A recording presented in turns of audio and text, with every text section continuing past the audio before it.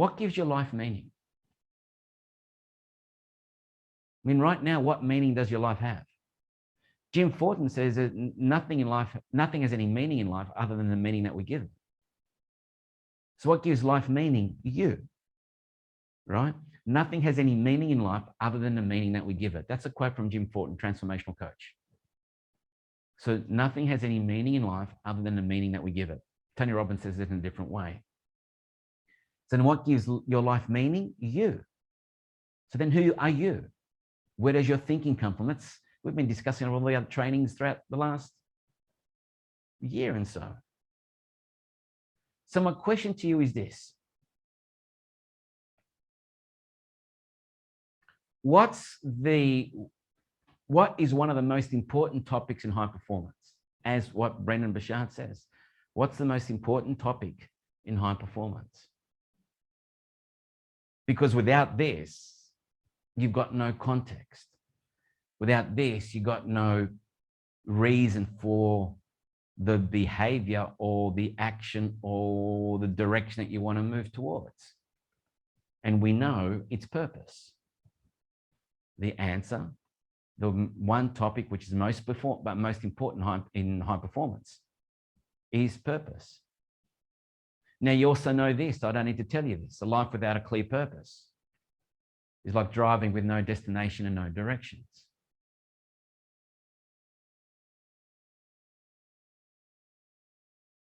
Now, people who don't like taking instructions are happy to take that drive. They don't know where they're going to end though. But anytime you hop into a car, you've always got a destination, don't you? And you've always got, you know where you're headed in your mind, so you've got a pre-planned route to get there. And if you don't know how to get there, you've got a destination which you put in the GPS. And the GPS is going to tell you the path to get there. Isn't that right?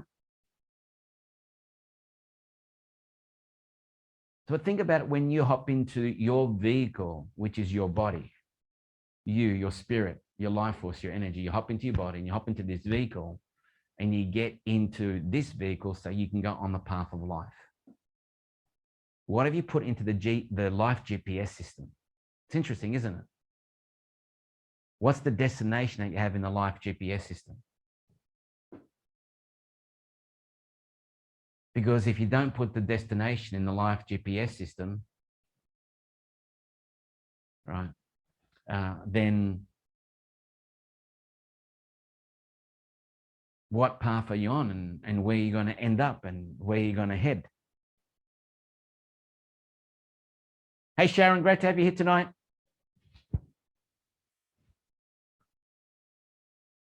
Did you know the world's highest performers are remarkably purpose-driven in how they live and, more importantly, how they lead? So when we're talking about high performance, it's not just purpose-driven for the things that you want to achieve in your life, holistically in all areas, and we'll talk about that tonight, that you're purpose-driven with the way you lead, when the way you step up as a role model, which is what we've been talking about. So in this section with purpose, what we're going to share with you is, well, the goal for this session is to gauge how well you feel that you've been living and leading purposefully. Have you been living and leading purposefully? What's that mean? Have you been living and leading intentionally? And what's the impact of that intentional living and leading had on the different areas in your life? Or if it hasn't been intentional living and leading, what's the impact of the non-intentional living and leading? Because if you're not living intentionally, you're living randomly. And when you're living randomly, you're living a life of mediocrity. Now, that's the case, that's what you want. And if that's what you want and you're getting it, congratulations. But if it's not what you want and you're complaining, then what are you doing about it? So we're not judging what you should or shouldn't have. All we're saying is, if you are not happy with what you're getting, then what are you doing about it? So have a look at what it is that you're getting and were you intentional to get that? And I'm not saying that you've got to map out everything in your day, because spontaneity is actually one of the characteristics that people have more joy and more fulfillment in their life. Can you plan spontaneity? Well, not that you plan spontaneity, right? You allow things to happen, but there is an overarching drive that you have to experience a well-lived life. I want you to think about, I'm not talking about you acquiring an extrinsic outside of you, all the bells and whistles of what a well-lived life may be for you. And when we talk about a well-lived life, that's up to you what you judge. Is it extrinsic or intrinsic? Would you agree? So what's a well-lived life?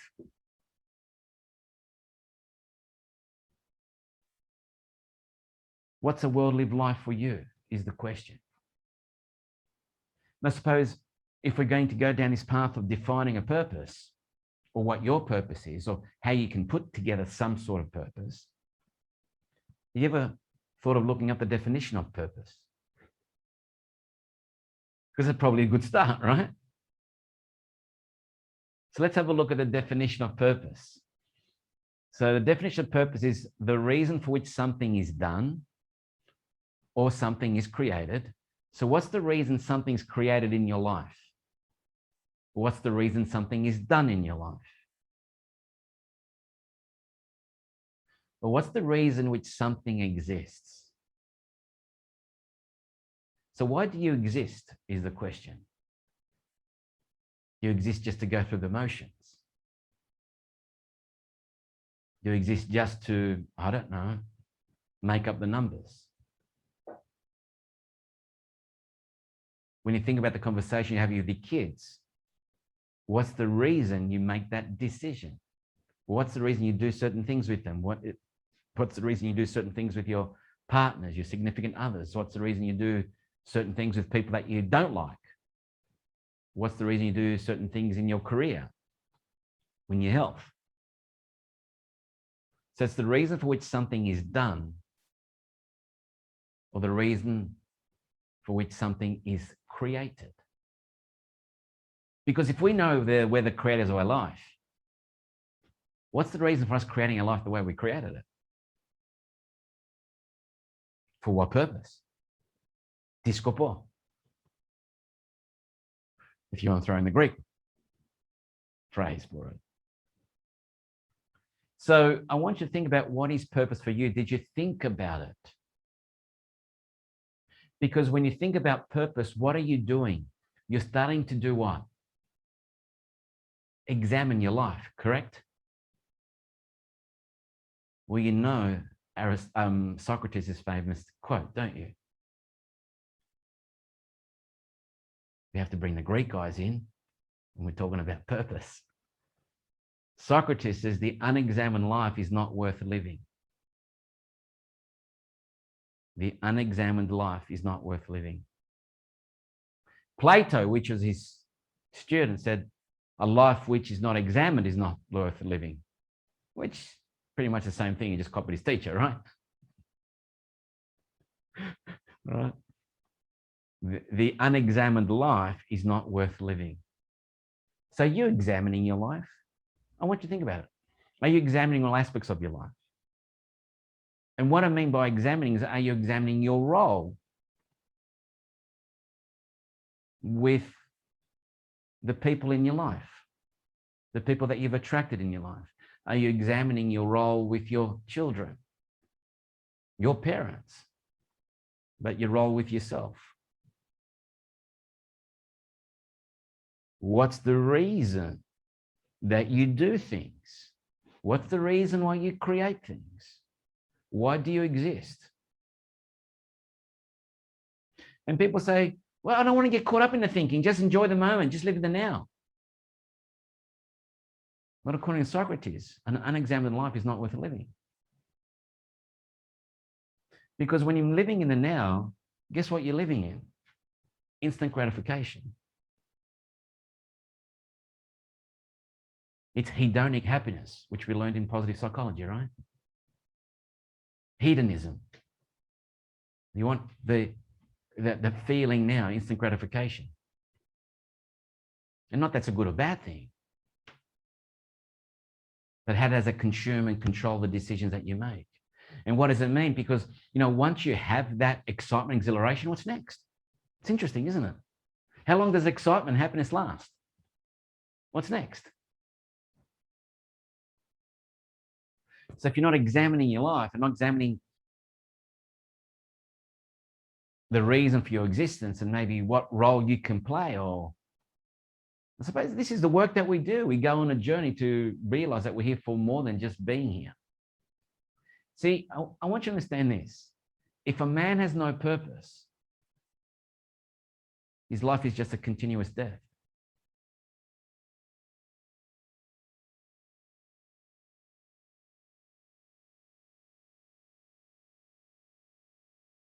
So if you've got no purpose in life,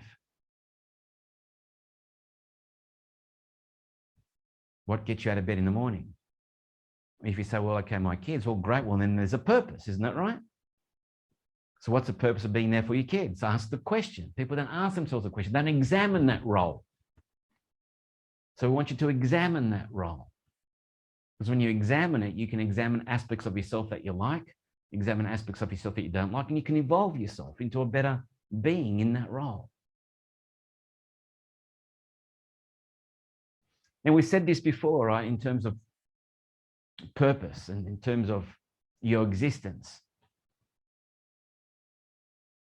Ultimately, if you can discover something that'll get you out of bed in the morning, then you got something, as all the ancients would say, a fire in the belly, a spirit, a spark,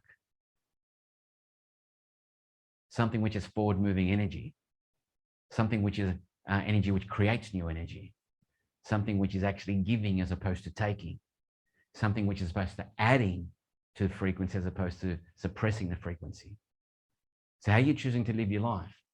Are you adding value and giving to it, or taking from it is the question. So as Brendan has said before, and you've seen this slide before, the ultimate secret to growth is finding something worth fighting for. Because purpose is what leads to your growth. It leads to your progress.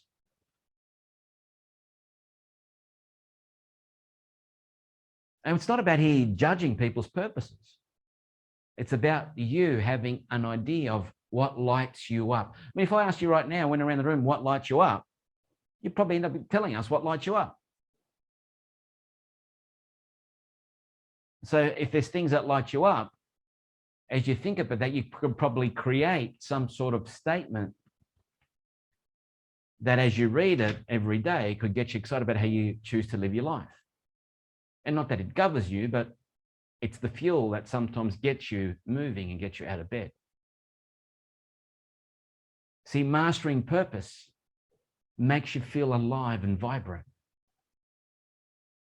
If you don't have any purpose, you don't feel alive and vibrant. If when you get up in the morning, you don't have any purpose to go visit someone, you don't feel alive and vibrant. Yeah, I want you to think about it. You know, when you think, okay, tomorrow I'm going to go visit someone, and you feel excited and alive. Well, if you could visit people today, that is, wherever we're living. Well, if you're going today, it's probably a compassionate visit, so it's probably a good visit, right? Whenever you're going somewhere, when you're going to bed and you're waiting for a concert tomorrow, if you're going to bed and you're waiting for going to see a sporting event the next day, or if you're going to bed and you know you've got something's happening the next day, like a major event, you're looking forward to it, aren't you? What's that energy? That's living that day purposefully. That's living that day intentionally. That's you getting more out of that day, you feeling life more than allowing life to do you. So the question is, do you do life or does life do you? Write that one down. Do I choose to do life or do I choose to have life do me?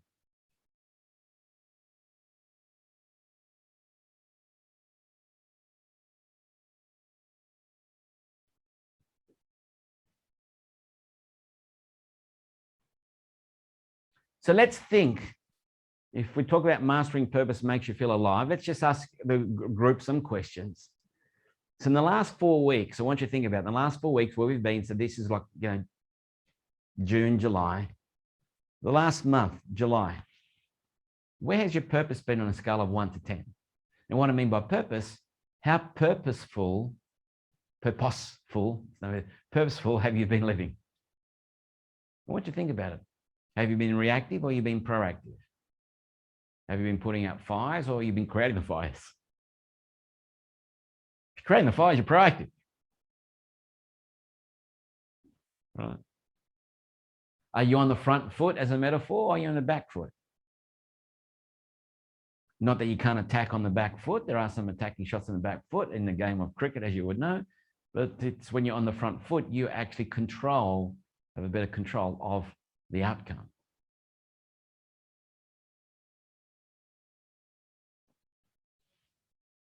So write down your number. Just put your number in the chat, guys. So where do you think you've been? Let's just see where everyone is. Let's just put a 1 to 10. There's no judgment here. It's just the number. That's your own subjective measure. So where have you been? 1 to 10. Just give us your average for the last 4 weeks on living purposefully, living intentionally, or being purpose. So Magdalene's saying 7, Sharon saying 6, 2, and 8.